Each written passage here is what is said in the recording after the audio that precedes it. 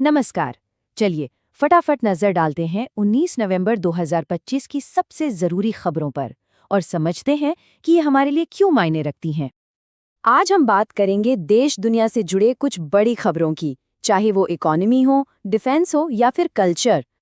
तो शुरुआत करते हैं राष्ट्रीय और शासन से जुड़ी खबरों से। पहली खबर आ रही है भोपाल से। यहाँ क्या हो रहा है? आसियान देशों का एक डेलीगेशन मध्य प्रदेश आ रहा है। मकसद है इन्वेस्टमेंट और कल्चरल टाइप्स को बढ़ावा देना। ये दिखाता है कि कैसे मध्य प्रदेश एक इंडस्ट्रियल हब बन रहा है और भारत के रिश्ते साउथ ईस्ट एशिया के साथ और मजबूत हो रहे हैं।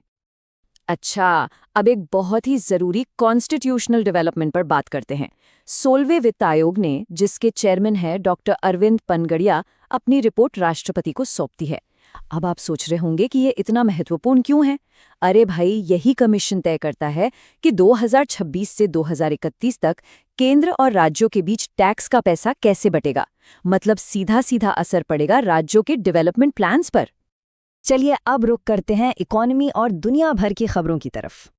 G20 के एक पैनल ने एक रिपोर्ट जारी की है और ये रिपोर्ट दुनिया में अमीर और गरीब के बीच बढ़ती खाई को लेकर है।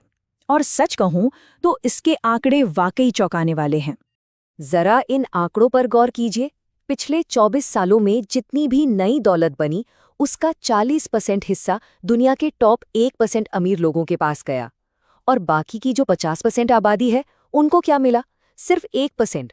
आप सोचिए, जब इतनी बड़ी आबादी को लगता है कि वो विकास की दौड़ में पीछे छूट रही है, तो समाज में असंतोष पैदा होता है और ये किसी भी लोकतंत्र के लिए एक बड़ा खतरा बन सकता है। लेकिन इकोनॉमी की मोर्चे पर एक अच्छी खबर भी है। 10वां वर्ल्ड इकोनॉमिक समिट इस बार मुंबई में होने जा रहा है और थीम है वैश्विक व्यापार को गति देना। ये भारत के लिए बहुत बड़ी बात है। ये दिखाता है कि दुनिया अब भारत को एक बड़ी आर्थिक शक्ति और ग्लोबल ट्रेड के सेंटर के तौर पर देख रही है। अब बात करते हैं डिफेंस और सिक्योरिटी की। नई दिल्ली में तीसरा चाणक्य डिफेंस डायलॉग शुरू हो रहा है। इस साल की थीम भारत को एक मजबूत, सुरक्षित और विकसित देश बनाने पर है। ये एक ऐसा प्लेटफॉर्म है जहां बड़े बड़े सैन्य एक्सपर्ट्स और पॉलिसी मेकर्स एक साथ बैठकर देश की सुरक्षा से जुड़े भविष्य के चैलेंजेस पर बात करते हैं।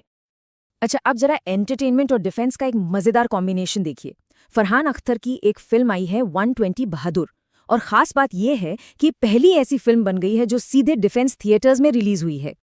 ये फिल्म 1962 की रिजांगला की उस ऐतिहासिक लड़ाई पर बनी है जहां हमारे सैनिकों ने अविश्वसनीय बहादुरी दिखाई थी। इस लड़ाई की 63वीं वर्षगांठ पर यह फिल्म उन वीरों को एक सच्ची श्रद्धांजलि है। और मेक इन इंडिया की तरफ एक और जबरदस्त कदम। इंडियन नेवी ने अपना पहला माहे क्लास शिप लॉन्च किया है। ये कोई आम जहाज नहीं है। इसे खास तौर पर तटीय इलाकों और कम गहरे पानी में दुश्मन की पनडुब्बियों को ढूंढकर तबाह करने के लिए बनाया गया है। और इसका मोटो साइलेंट हंटर्स यानी खामोश शिकारी इसके काम को बिल्कुल सही तरीके से बताता है। यह हमारी स्वदेशी रक्षा ताकत में एक बहुत बड़ा जंप है। चलिए अब डिफेंस से आगे बढ़ते हैं और बात करते हैं कल्चर, स्पोर्ट्स और साइंस की दुनिया की। स्पोर्ट्स की दुनिया से एक बहुत बड़ी खबर आ रही है। भारत, जी हाँ भारत, पहली बार वर्ल्ड बॉक्सिंग कप फाइनल को होस्ट करने जा रहा है। ये इवेंट ग्रेटर नोएडा में होगा और इससे देश में बॉक्सिंग को जबरदस्त बूस्ट मिलने की उम्मीद है। और तीरंदाजी में भी भारत का झंडा बुलंद हुआ है। कुशल दलाल ने लग्जमबर्ग में GT open Indore archery world series जीत ली है। और ये कोई छोटी मोटी जीत नहीं है, उन्होंने पूर्व वर्ल्ड नंबर 1 को हराया है। एनवायरनमेंट से जुड़ा एक बहुत ही अहम कदम उठाया जा रहा है। केरल का सबसे छोटा नेशनल पार्क पंपादुम शोला, इसे यूनेस्को वर्ल्ड हेरिटेज साइट का दर्जा मिल सकता है। ये पार्क वेस्टर्न घाट के बहुत ही खास शोला जंगलों का घर है। ये ऊंचे पहाड़ों पर घास के मैदानों के बीच बसे छोटे छोटे जंगल होते हैं और यहाँ बहुत से दुर्लभ जीव जंतु रहते हैं। टूरिज्म को बढ़ावा देने के लिए भी एक अच्छी पहल हुई है। सिक्किम के गैंगटॉक में 13th इंटरनेशनल टूरिज्म मार्ट की शुरुआत हुई है। इसका मकसद है पूरे नॉर्थ ईस्ट को एक सिंगल टूरिस्ट डेस्टिनेशन के तौर पर दुनिया के सामने पेश करना। और ये खबर सुनकर तो गर्व होगा। अपनी सांस्कृतिक धरोहर को वापस लाने में एक बड़ी कामयाबी मिली है। असम सरकार 16वीं शताब्दी के ऐतिहासिक वृंदावनी वस्त्र को ब्रिटिश म्यूजियम से भारत वापस लाने में कामयाब रही है।